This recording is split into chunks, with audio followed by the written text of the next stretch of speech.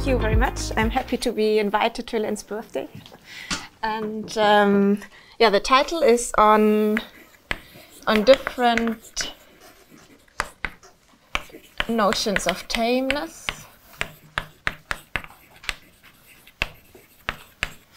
Revisited. And this is joint work with Michael Temkin.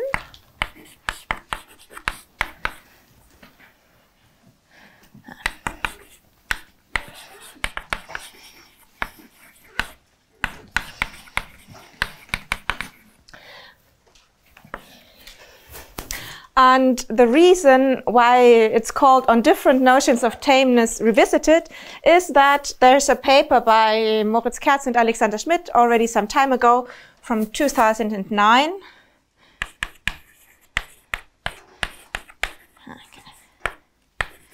Which is called On Different Notions of Tameness. And as a consequence of our work, we improve on their results.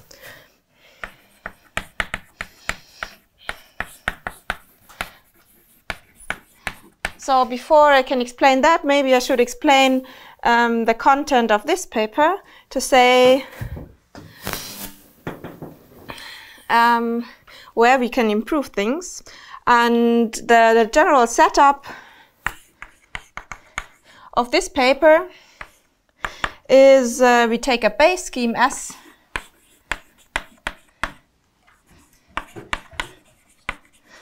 and it has some mild assumptions, so it should be integral, pure dimensional, separated, and excellent.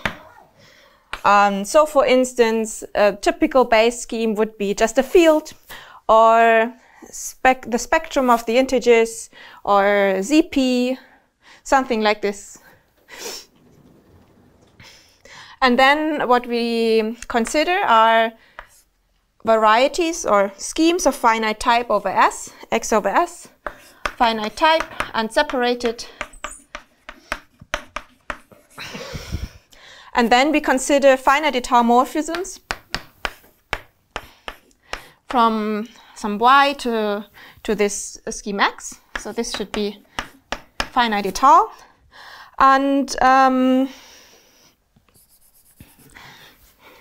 the general topic of this paper is to say when is this morphism tame? And tame means, roughly speaking, tame along the boundary of some compactification. But this is very vague. And if we're in the nicest possible situation, so the nicest possible situation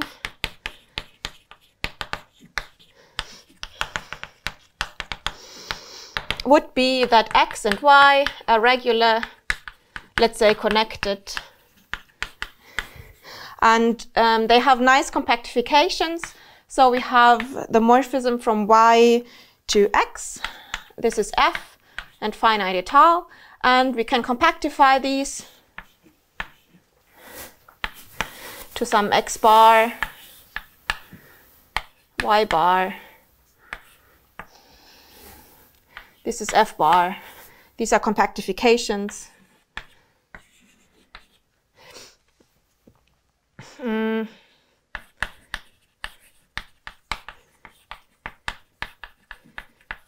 And we want that X bar is regular and the boundary, so X bar minus X, should be an S and C divisor, or more precisely the support of an S and C divisor. Yeah. And Y bar is the normalization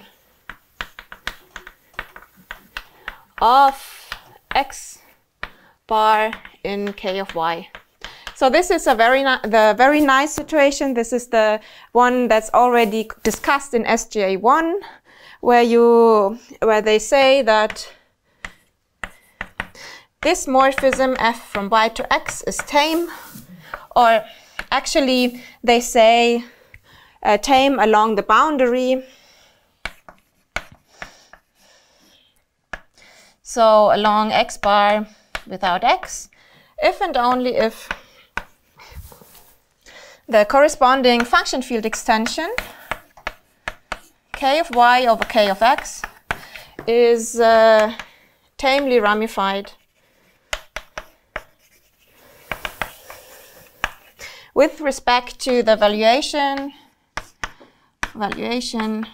or valuations corresponding to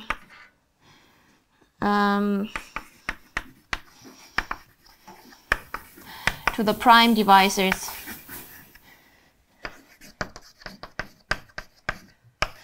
of x bar, contained in the boundary. If you don't say contained in the boundary, it doesn't matter, because all other divisors, for all other valuations corresponding to other divisors that are already divisors of x, it's unramified. But if you consider this extension and look at the valuation corresponding to the boundary divisor and the components of the boundary divisor, then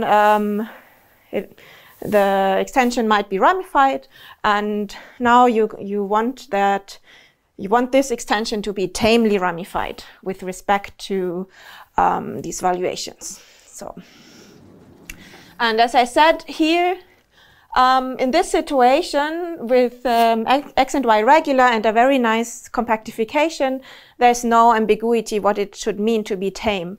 So this is undisputed, let's say.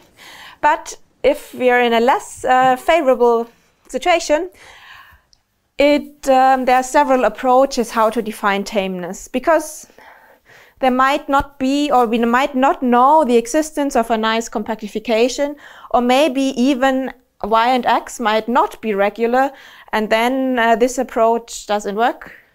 But there are several notions that have been introduced, so there are various approaches.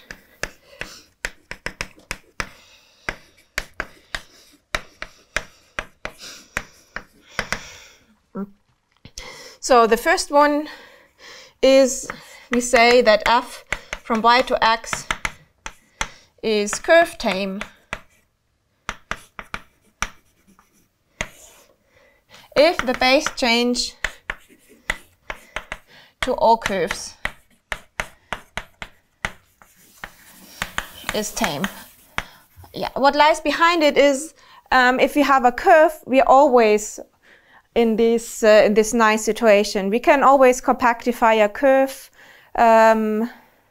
in this way. We just add points such that at the additional points the curve is regular. So for curves, it's always clear what it should mean to be tame and finite étale covering.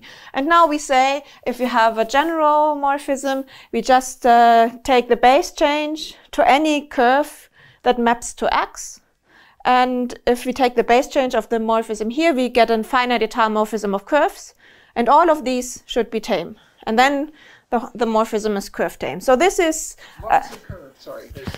Yeah, I did an S-curve, yes. I didn't... So there's a small subtlety how to define curve, but I didn't want to stress it too much. So, because now we have curves over S, and then there are some things that might happen. For instance, if S is a valuation ring, then, and you take the generic point, it should be something like a curve, because of the dimension of the function field. So you need to redefine what you mean by dimension 1, taking into account that we're working over S, and then you can say what a curve is. So if S is a field, it's clear, and if S is more general, you need to modify a bit. So a curve is something of finite type over S of dimension 1, but S dimension, so modified dimension.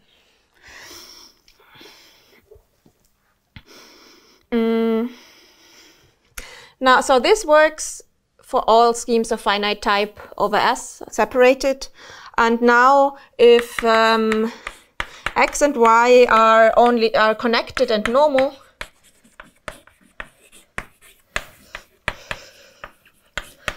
then this morphism Y to X is, now there's a whole bunch of different approaches to tameness. So there's divisor tame.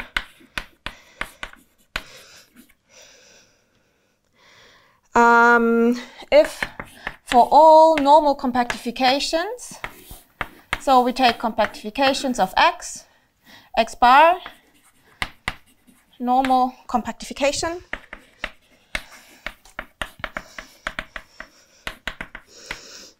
Every valuation Vd of k of x, so the function field of x. Now that we are normal and collected, we have a well-defined function field, and we take a valuation of this function field corresponding to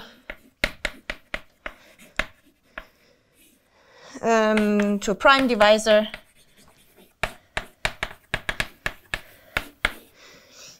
d in x bar, and so if for every such k of y over k of x is tame with respect to Vd. So it's a bit similar to this one, but here we don't hope to just find one compactification that works for all, but we say, okay, we just check it for every compactification. On every possible normal compactification, we take this sort of approach, the classical one. What is a compactification if S is Z? It's something that is proper over S. And so relative. yeah. So S compactification. Okay, yeah. So it's always over S. S is the base scheme. Yeah.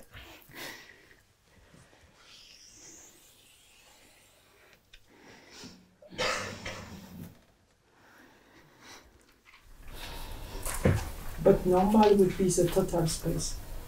So normality yes. Normal is the total space should be normal and proper over S. Okay. Yeah.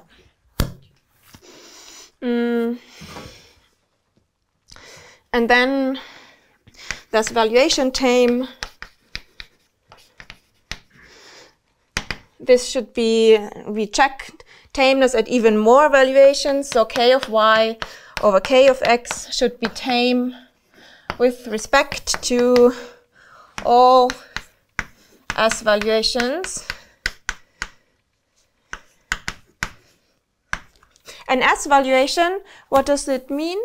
I can specify. So this means that let's say the valuation is called V.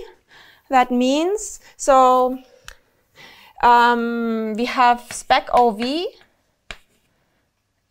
We should start with spec k of x. Now this is k of x. And here inside we have, no, the other way around, like this. We have spec OV. Spec k of x obviously maps to x. This is just the generic point of x.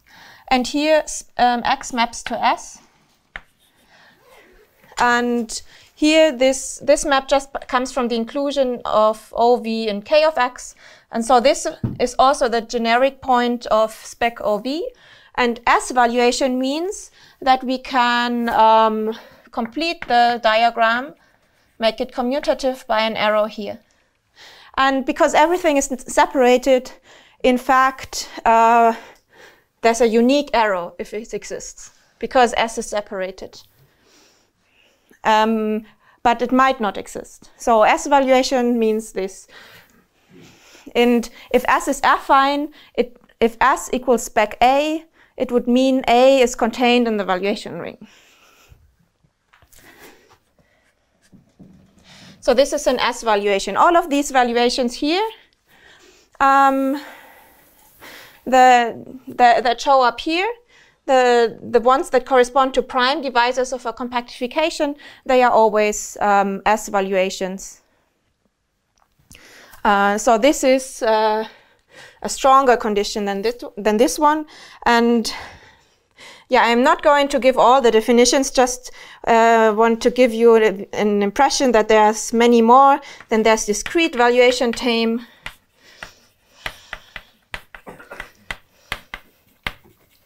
Where we only, we have the same condition, but not for all valuations, or only for discrete valuations. But discrete valuation here might mean, no, it's discrete valuation of rank D, where D is the dimension. So we're not considering only rank 1 valuations, but the valuations might have higher rank. So the valuation rings might have higher dimension. They are not of dimension 1 necessarily. Yeah, and discrete valuation doesn't mean discrete valuation ring. These ones all correspond to discrete valuation rings, these VDs. But these ones might be of higher rank. You mean the value group is discrete? The value group is discrete, yes, but possibly of higher rank. And here the value group is anything, any valuation, just has to be an S valuation. And then there's something called chain tame. This is closely related to this discrete valuation tame, where you choose something called Partian chains, and associated to them you get discrete valuations. And there's if the value group is discrete. What does it mean that the value group is discrete? I mean, it makes sense if you have a real valuation, but in general, it's isomorphic to Z to the N in this case. As a group, it's isomorphic to Z to the N. And there's an order also. And it's wait, that's not enough. You can have C to the N that's not discrete. Let me see what's the right definition. Yeah, it's isomorphic to Z to the N, and also the valuation ring has dimension N, then it's discrete. Or the rank is N and it's isomorphic to Z to the N. Or actually, I think you can even find an isomorphism, can you, to Z to the N with the lexicographical ordering, I think? Yeah, I think so. Yeah, you can always find an isomorphism to Z to the N with the lexicographical ordering. So sorry, the definition on the left does not depend just on ky over kx, right? It does not. It's also over S. Sure, but this definition depends only on k of y over k of x. And does this one depend? Yeah. Well, it depends on. Does it actually depend on x and not just on kx? This one, yeah. This one also depends on. A priori, this depends on x because you're not allowed to take any model of k of x. It has to be a compactification of x. And here, true, this doesn't only depends on k of y over k of x. Yes. But kind of where x and y comes in is that in the first place we have a morphism f von y to x, which is finite étale, and then on top of this tameness condition. So in this sense, it depends on, you get the y and x in. Okay, and there's something which is called weakly tame. But as I said, I don't want to explain all of those. And then there's another one I do want to discuss because it will show up later. And so if x is normal, with a normal connected, so x is connected as well, connected proper compactification.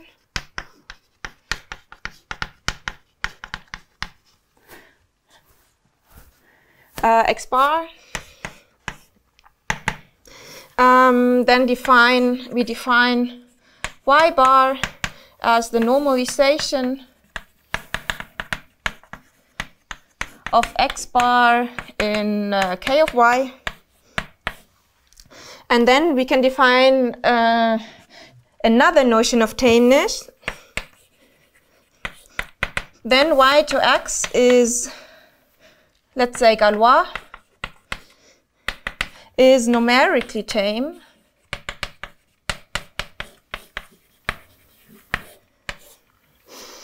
along the boundary if the cardinality of the inertia group at some point x of y bar or x bar is prime to the characteristic of k of x for all x in x. And here, this is the inertia group.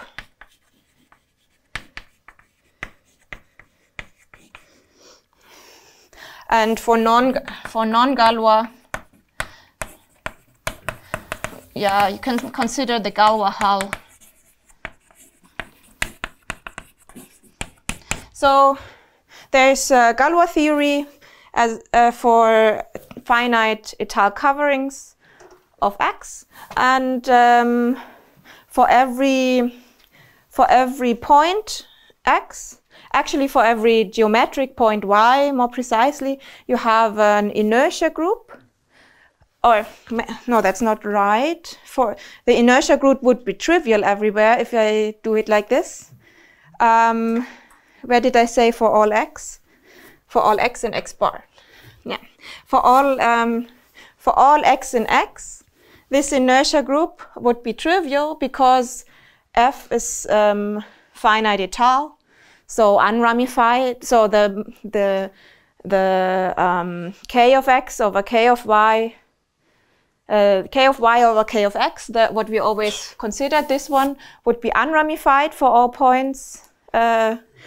At all points, I know y to x would be unramified, not k of y. Y to x would be unramified for all points y and y. But if we take something outside, this morphism could ramify, and we want, and then there's a Galois theory and of these finite étale coverings, and we can define the inertia group of some point in x bar, or more precisely of a geometric point of y bar, and this inertia group is some finite group, and it should have cardinality prime to the residue characteristic of x.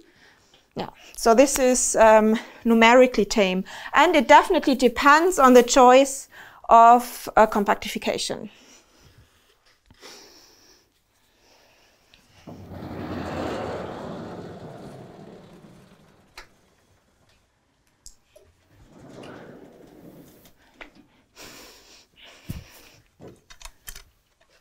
Ooh.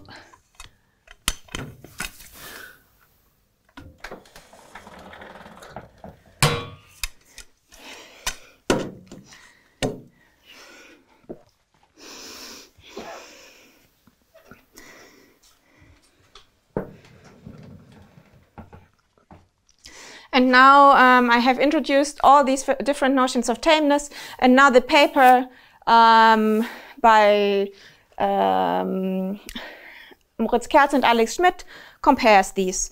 And you can draw a diagram. So this is the content of Kerz-Schmidt.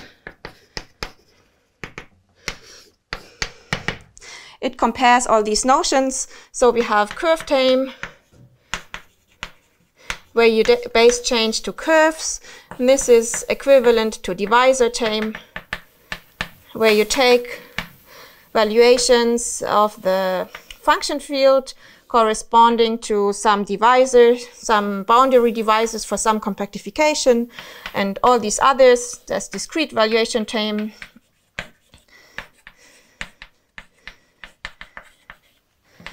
And so on. These are all equivalent. But then there's one which is kind of not in this whole row, which is valuation tame, which already looks like a stronger condition because we take all S valuations of the function field. And here we do get an implication here. And then there's numerically tame.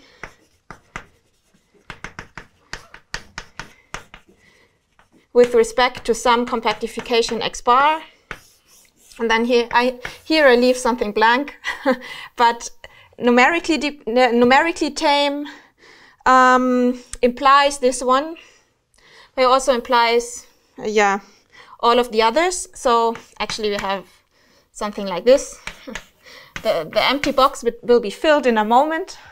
And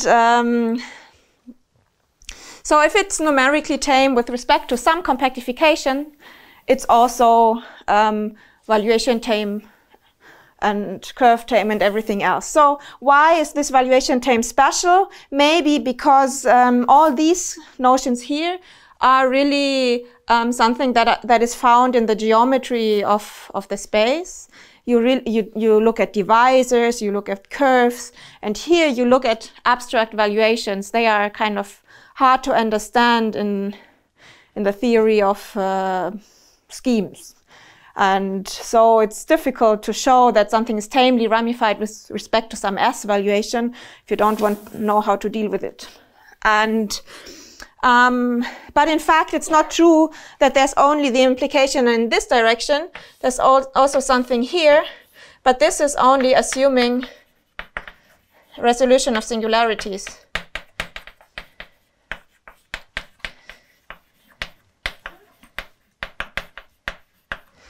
So if you assume resolution of singularities or some very specific form of resolution of singularities, you know that all of these are also equivalent to valuation tame. And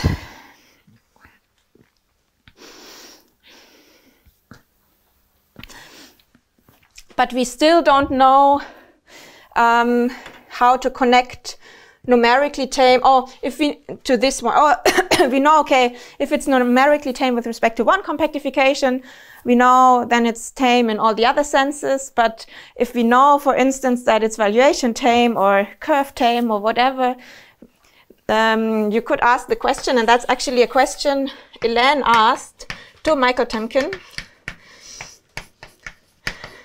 I think it was maybe 3 years ago, something like this. And the question was, if X is normal and connected, and F from Y to X is curve tame, so curve tame or divisor tame, or at least one of those, is there a compactification?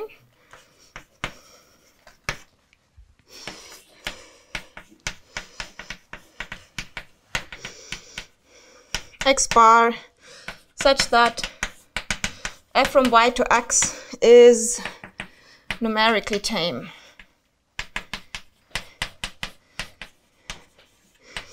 With respect to X bar minus X. So is that correct, the question? Yeah. So this is something natural you might ask in this situation. So maybe it's not numerically tame with respect to a given compactification, but maybe I can find one. And the problem is, how do I find a compactification? And it requires some sort of compactness argument, but then you have to ask yourself compactness with respect to which space, and that's what we do. We have to fill this box, and then I can explain this. So Elaine asked this to Michael Temkin, and then we started to think about it, and now the answer. So project, this is yes. So to be very honest, we have slightly different assumptions on the base scheme S. So in our case, it has to be a finite type over something of dimension 1, but it does not necessarily. But on the other hand, there are weaker conditions. It doesn't have to be excellent and doesn't have to be Noetherian, for instance. But I don't want to go into details. Just different conditions on S, let's say. So the answer is yes, and what lies behind it is first that we need,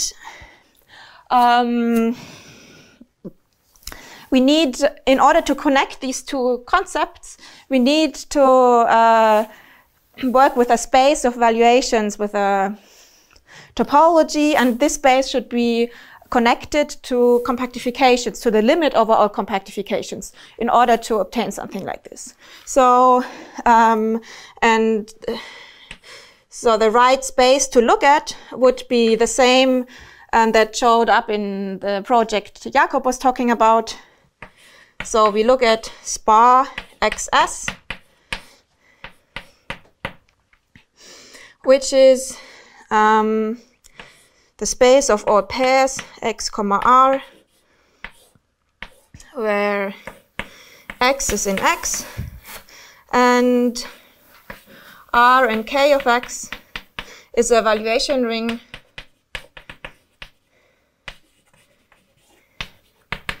with center on S. So that's the same.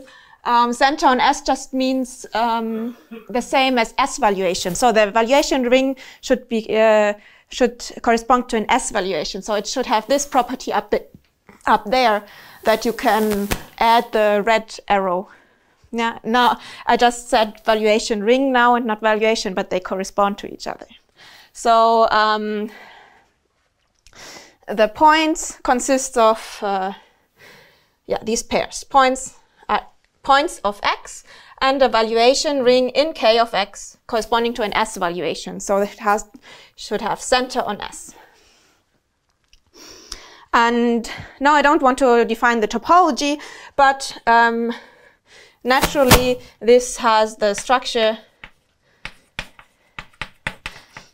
of an adic space.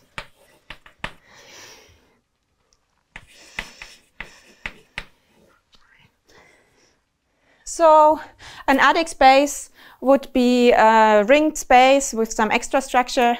It's a topologically ringed space in general. So the structure sheaf has a topology, and locally it looks like take all the valuations of a ring and all continuous valuations. In our case, the structure sheaf has the discrete topology.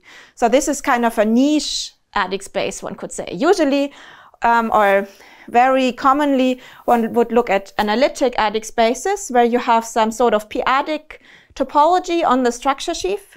And here on the structure sheaf is basically just the structure sheaf of X. This the structure sheaf of the scheme X defines the structure sheaf on this adic space, and it has just discrete topology, but not the space X has discrete topology, but the sheaf of rings, the sections of the structure sheaf have discrete topology. So this is some sort of not so common adic space, but it is an adic space, which is kind of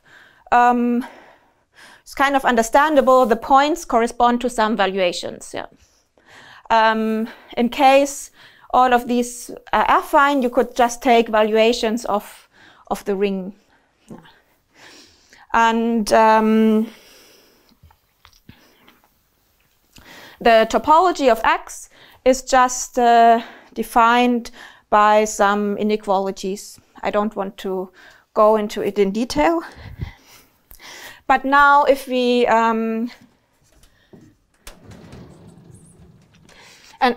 look at if f from y to x is finite étale, then we get a corresponding morphism of adic spaces. Spar ys to spar xs, and this is now finite étale in the adic space sense. So for adic spaces, you can also define what it means to be a finite étale morphism, and if this is finite étale, it automatically means that this has the same property.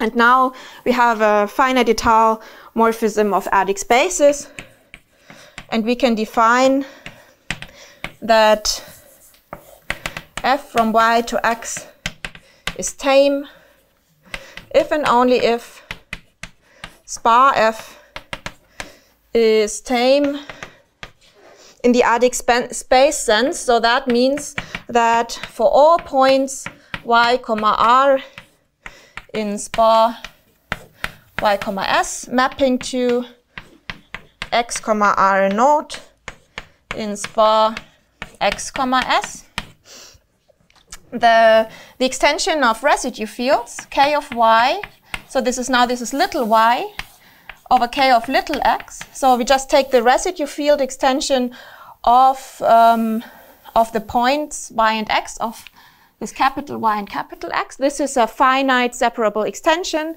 because this morphism is finite étale. So this is a finite separable field extension, and this should be tame with respect to R. So the valuation ring R here. And now this is the tame that's missing here.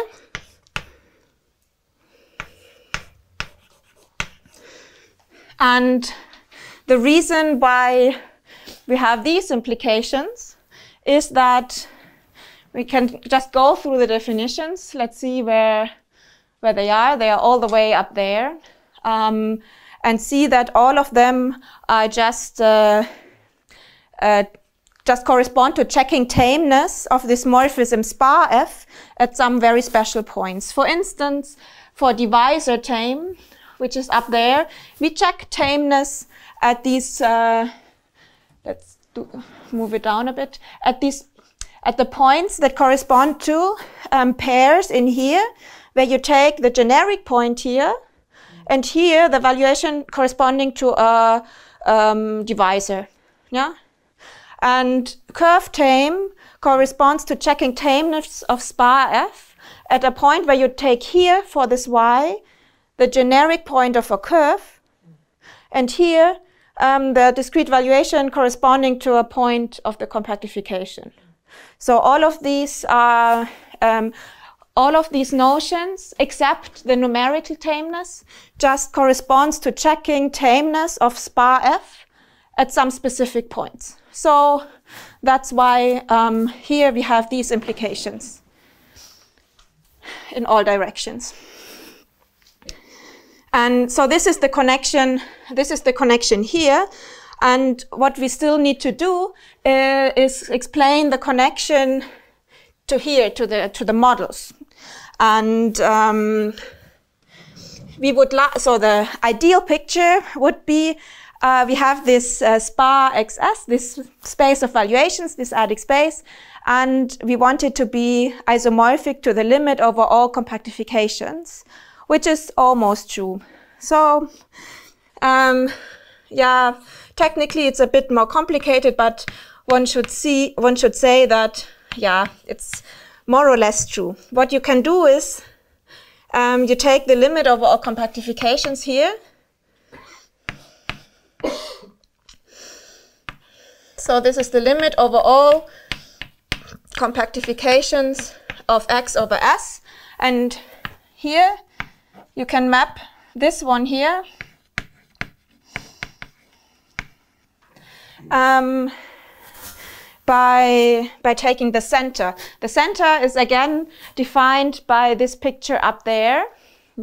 For every point in here, we get a diagram like up there, but only with k of small x. So it's not always the function field, but it's k of small x, the residue field. Inside the residue field, maybe I can draw it again. So how do we do this? If x is in spar xs, then we have this diagram, the same as that's up there. Spec k of x in x over s, and here we have spec r, x comma r is in here, like that. And now being a point in here requires this arrow to exist, because it should be s valuations, so this arrow should exist. And then the center is so if this is phi, is the image of the closed point under phi. So spec R is local. R is valuation rings are local, so you can take the closed point and it's mapped to S. Not yet. The compactification is missing. It's not yet.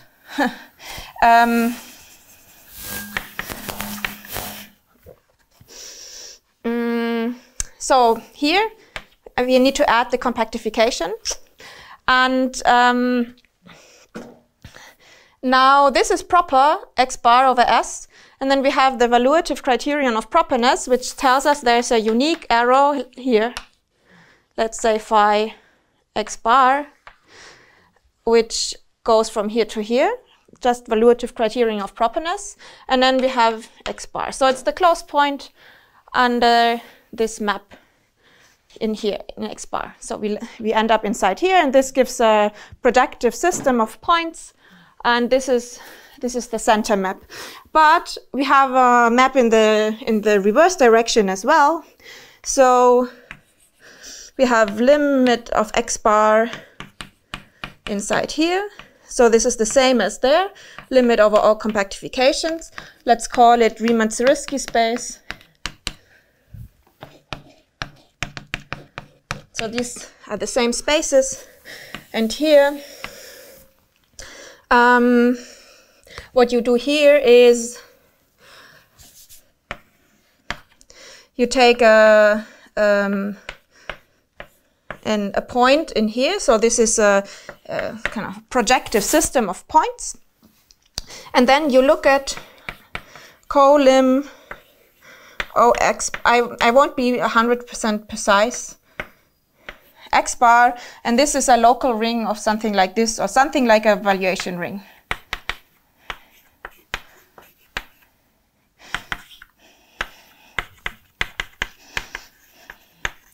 In fact, it's the composition of a valuation ring and a local ring, but I don't want to be too precise, but just to give you an impression, what you can do is take a point in here and take the co-limit over all the local rings on all the compactifications. And then this is, it defines a valuation, let's say, or you can read off a valuation ring from this, and it defines a point in here. Quotient by something? The valuation ring is a quotient. So where do you get the small point from? The small, because you start just with a system of compactification? Yeah, no, I take a point in here and in the limit, and now I want to map this point in here. So this, so a point in here is a compatible system of points, and then I take the co-limit of this is without bar, or x bar x of this. Now I understand the notation. Thank you very much.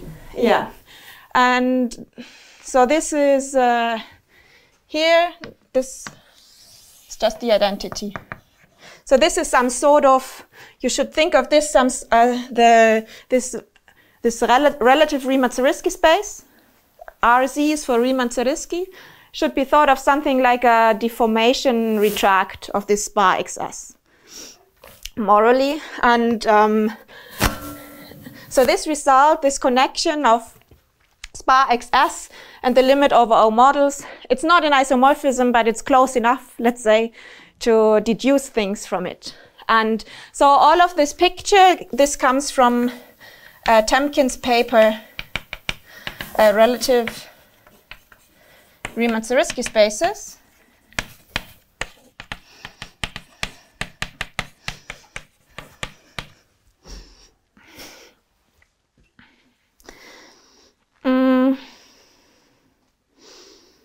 And now, once you have this picture, you get the connection from this space to the limit over O models, and then you can use a compactness argument by to say that if it's tame at this here, it must be tame at some level here. That's roughly the idea. So that's how you can deduce that if you know it's tame, then it's numerically tame with respect to some x bar.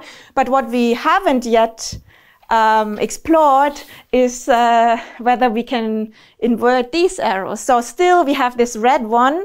It says you have to assume resolution of singularities, and we don't have, we don't know if this is equivalent. In fact, if you assume resolution of singularities, it's not so difficult to also prove that this is an equivalence. But we want to get rid of resolution of singularities.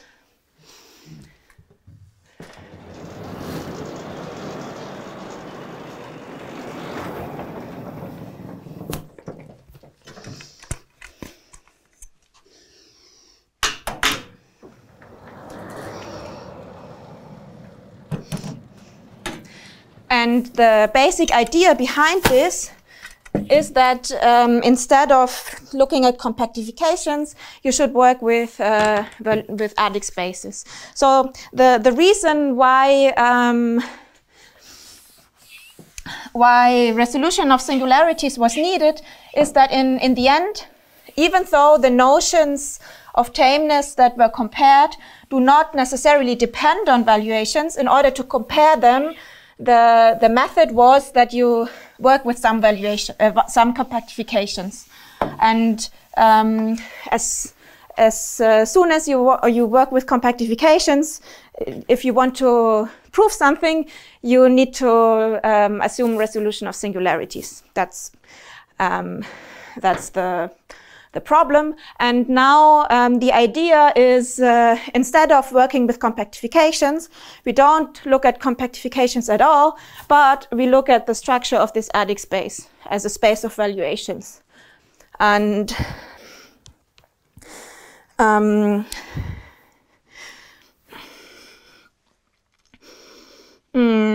now, as I said, Hélène asked these questions 3 years ago, and in fact, like 2 years ago, I gave a talk on this topic, but I was still walking on very, very thin ice. So the proof, so it was, I didn't claim it to be finished, the project, but still work in progress. But what actually was missing is we found out that we had to lay some foundations in the theory of adic curves over an affinoid field. So what is needed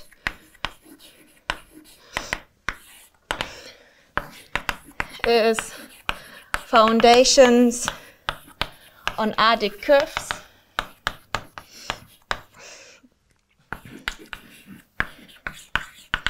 over affinoid fields. And now this is not precisely the same as this spar XS. Here, an affinoid field is a field K together with a valuation ring K plus, and this might be a higher rank valuation ring. That's part of the problem, that the foundations are not there yet. This is not necessarily a non-Archimedean field, it's a affinoid field, so this might have higher rank, the K plus.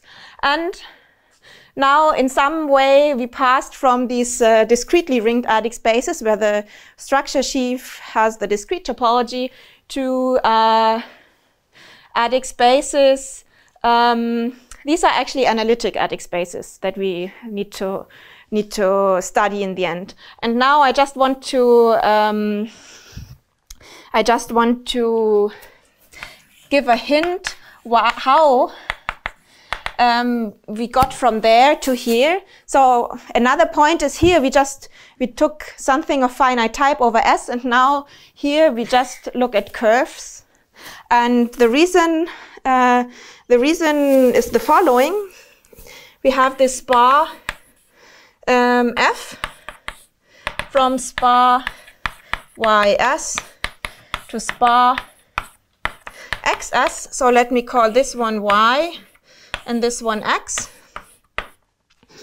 And what we need is that spar F is tame at all divisorial points, implies, so this is what we need, that spar F is tame.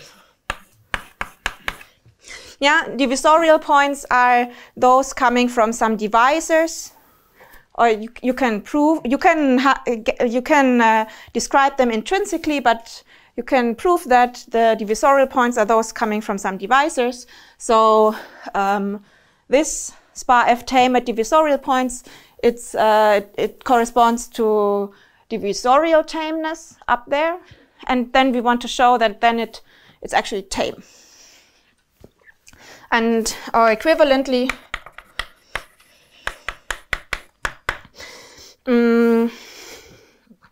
if spar F is wild, so that's the opposite of tame. It's not tame at all points, it's wild at some point. Then there exists a divisorial point X where it is wild. This just reversed the logic. And then how do we find this divisorial point? The strategy is that locally we can factor this morphism. So we can deal with the case, let's deal with the case that y and x are smooth, and then locally we can factor it into curves. So this is a relative curve. And if y to x is wild, then y to x, or some fiber, so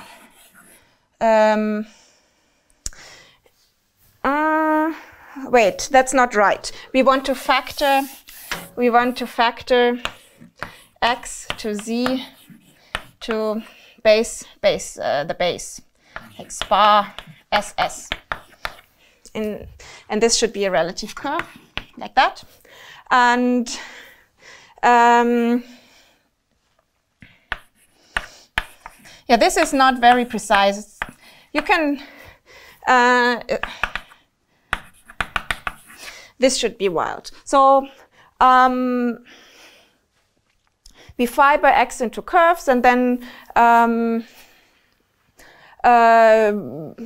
we see that over some fiber, in some fiber it should be wild, and the fibers are just of this form. They are adic curves,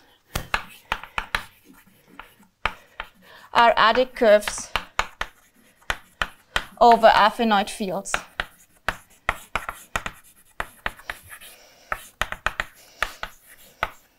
The point is, if we take some point in here, it will come from an affinoid, some point here, C and C corresponds to K of Z K of Z plus, and this is an affinoid field.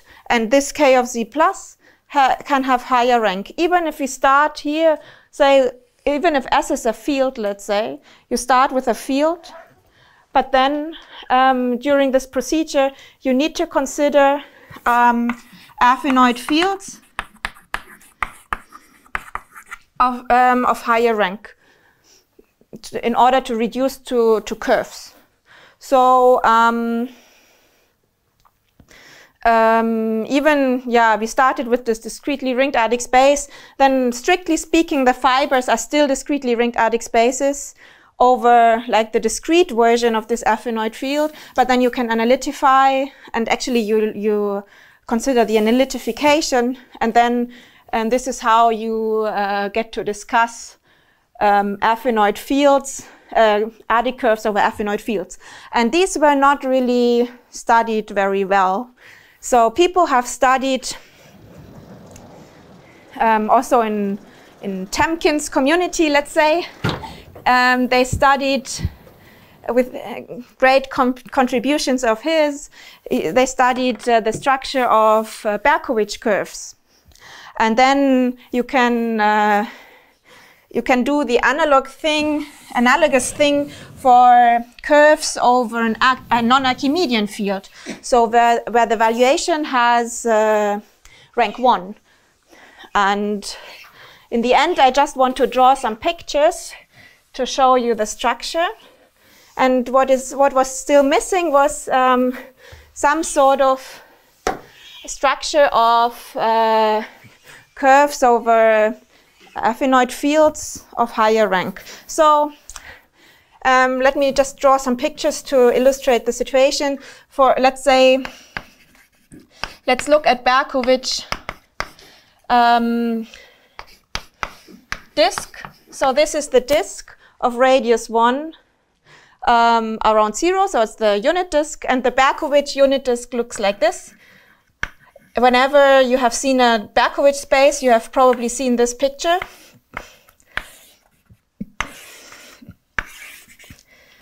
It's like an infinite tree with infinitely many ramifications here, and then there's a parametrization.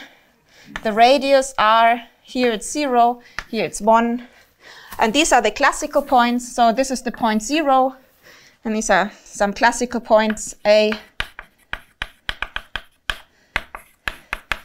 And then you can parameterize this line from 0 to the Gauss point. So this red line, this is actually isomorphic. This is parameterized by the interval from 0 to 1 to the space to the disk. And what you do is you take some radius r in 0, 1, and then you map it. And now we need a valuation. So this is M of, let's take CP T, Tate algebra over CP. And M is the Berkovich spectrum. So these are all continuous real valuations. So you take it to a valuation by mapping some AI t to the I to the maximum I of AI r to the I. And here r is this radius. And all of this, for every radius here, you get a valuation. So this defines a valuation, so an element of this spectrum. And this is actually a topological embedding. And so you can find in the Berkovich picture, you can actually, so you can do this the same for other points. You can connect points by real intervals. So these are actual, this is the interval 0, 1 with the real topology. And now slight modification for adic space disk.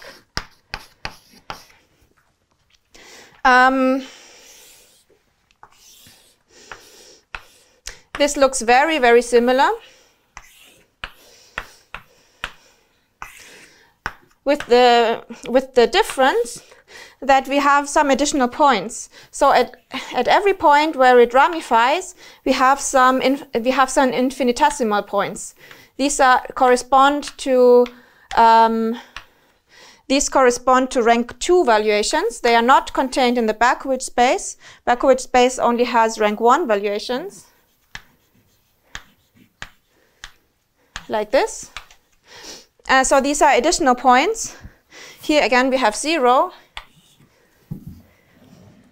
And then we could also say, yeah, in this case we also have something like this.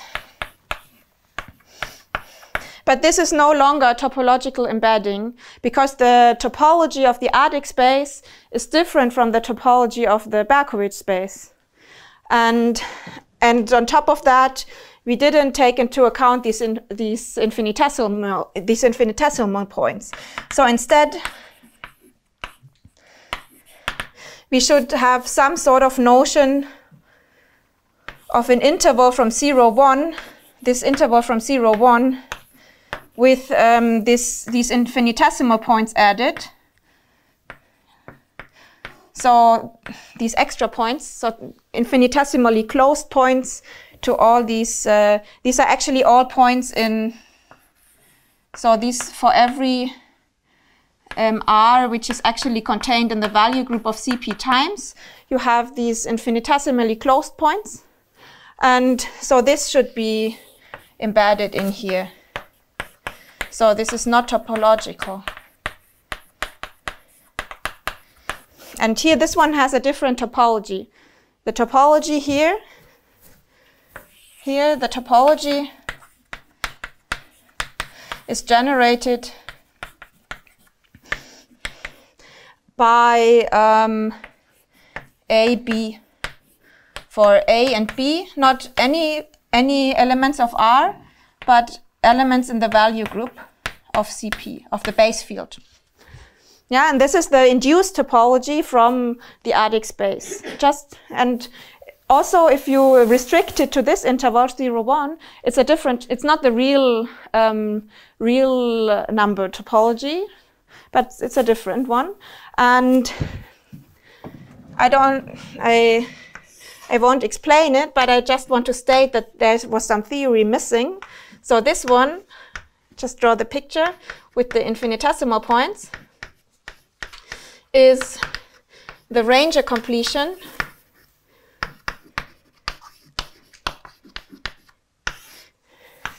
of the value group of the base field. And this is some sort of, this is some construction one can do, just starting with an ordered group. Then you can construct some sort of compactification. And in the case of something of rank 1, you get something similar to this. Or actually, this is not of CP, but only of R and CP less or equal to 1. So there's something missing from 1 to infinity. And you can do this construction I didn't explain, but it's possible you can do this for ordered group of higher rank. And that was a concept that was not yet there. This is not an ordered group anymore, it's only an ordered set, but it contains the ordered group you started with. But it's enough to work with. And yeah, this first work we did. The other way around, Temkin. Adic curves.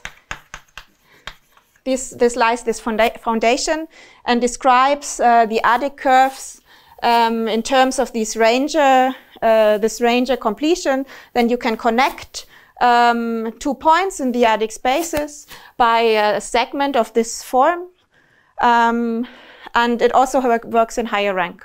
And then you can prove that every curve can be described given this structure. Yeah. And this is the foundation for working with it in the end. Yeah. So, thank you.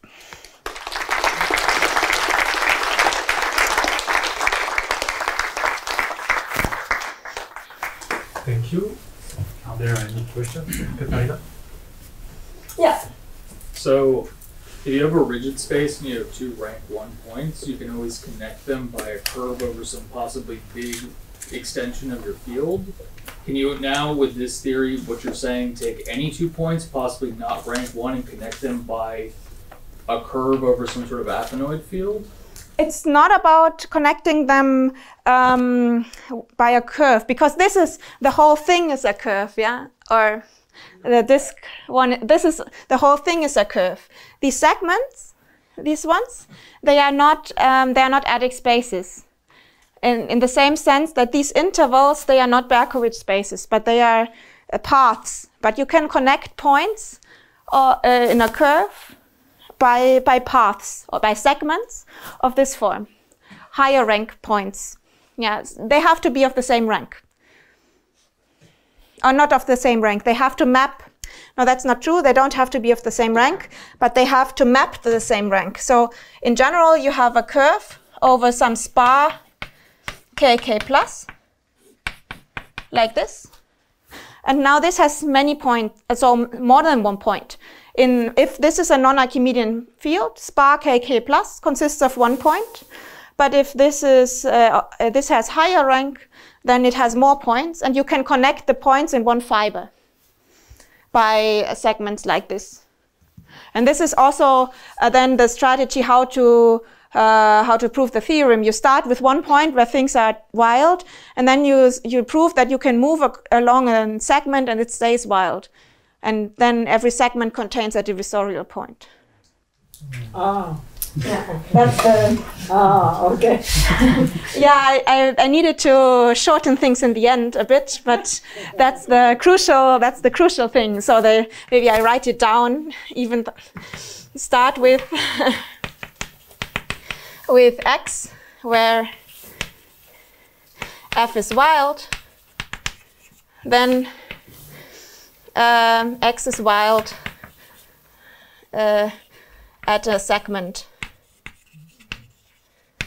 at x. And then you can move along the segment and find a divisorial point where it's wild. That's the main idea. Yeah. Can I ask a stupid, I'm already not competent, but how does this range of completions move as you move p? What is p? You have a p here, you see p. In the end, we when you do this step up there, when you cover it in curves, your p is sort of fixed, because then you look at the fiber over an affinoid field, and this affinoid field has some characteristic. So in this sense, you can move between characteristic 0 and p, but already it would say that if you start with something over z, and it's over p, then you know that you can find your divisorial point already in this setting. You don't need to change the prime. But I mean, this embedding of the interval, this topological embedding of the interval in the Berkovich disk, it relates the p-adic field with R. I mean, Yes. local field P and R. And here I was. Where does the R come from? Whether there is something. Yeah, you start with. You just start with. You have some in the general situation. You're in this situation. You have a curve over spar kk plus, and then the closed point in here. Let's say we look at the closed fiber. Otherwise, we can just localize. We look at the closed point, the closed fiber, and this corresponds to some value group gamma. And then you can do the Ranger completion of gamma. And you get R gamma. This is the completion of gamma. And this R gamma corresponds, or would be an interval in here. So if this gamma has rank 1, you can always embed it into the real numbers. Yeah, so every ordered group of rank 1 can be embedded in into the real numbers. Then you actually get this picture that you have something connected to the real numbers. But in general, this gamma cannot be embedded into the real numbers, but you can still define some completion. And it won't be, it won't be... What is this range of completion? Sorry, I'm not...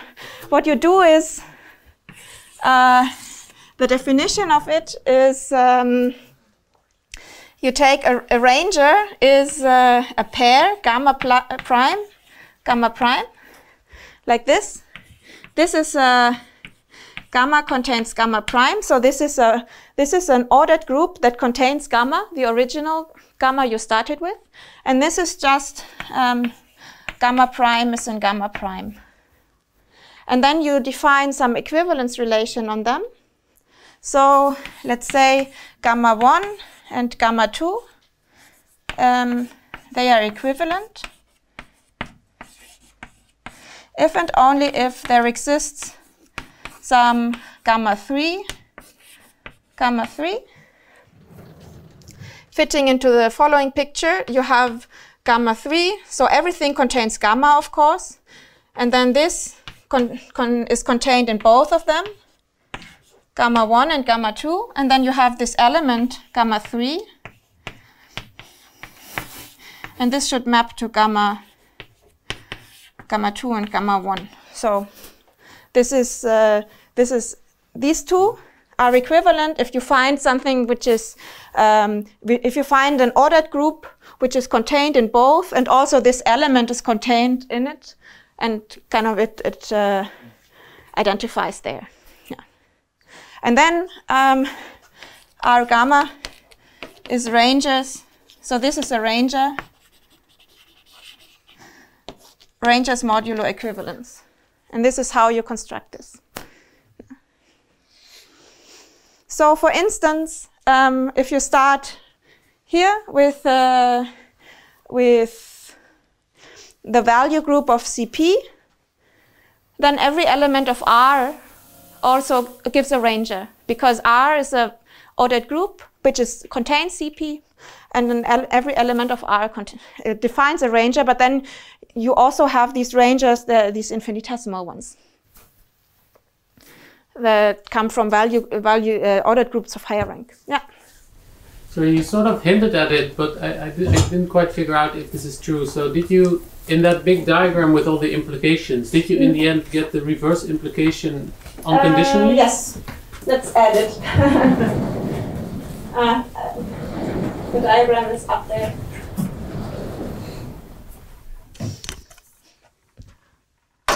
Yes. Oh, so this is now fine. And in fact, this as well. So under some assumptions on x and y, but basically yes. I also have an incompetent question. I can also ask my incompetent question.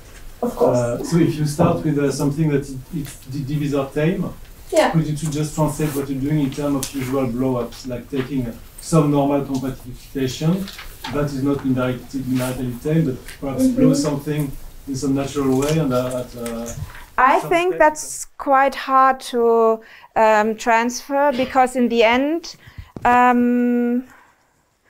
yeah, maybe, because moving along a segment corresponds to choosing some sort of formal model, and in this way you get the connection, maybe, yeah.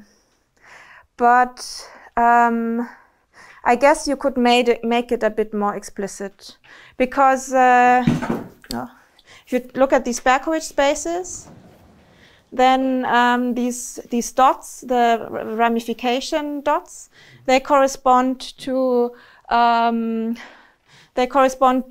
components of the special fiber in some model.